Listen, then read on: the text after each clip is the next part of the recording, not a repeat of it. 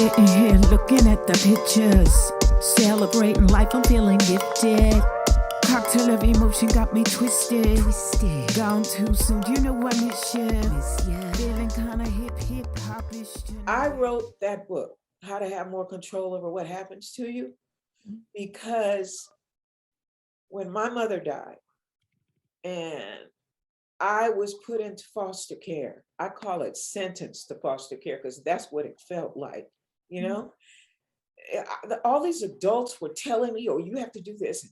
Nobody was asking me what do I want? What's important to me? So I felt like I had no control over my life. So I didn't really, I didn't take school seriously because nobody told me, Selena, what you're doing now is going to affect you later. Mm-hmm. And so it affected me. I struggled through my 20s. I lost money. When I was in my 20s, I got my first credit card, right? Now, nobody taught me about a credit card and how to use it effectively. So what do you think I did? Blew money like crazy. You know it. I freaking blew that thing up. Bow, right? Maxed it out. Yeah. I'm in my early 20s, so I didn't really have the money to pay for it. So I just kind of ignored the note. You know how they send you the bills? I just kind of ignored it because I didn't know. Some years later, I received a court summons.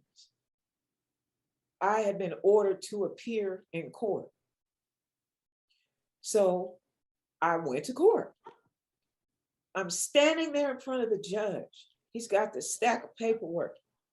And he says, well, Miss Jackson, the such and such credit card company says you owe such and such thousands of dollars. And then he stops and he's looking at me. And the way he's looking at me like, come on, just say it. Just say it. I'm looking at him like, I didn't know what to say. Now, he couldn't tell me what to say because he's the judge. But this judge was rooting for me. I could tell. He was just like, he wanted me to say, do you know, Courtney, if I had said one sentence, that judge would have picked up his gavel and said, boom, case dismissed, debt forgiven. I didn't know the sentence. How come I didn't know that sentence? That's called book knowledge. Do you know that there are laws in the books that protect first-time consumers that can give us a fresh start? Did you know that? Honestly, no. You see? You see what I mean? You need to know that. They're supposed to teach you that in school. That's what school is for.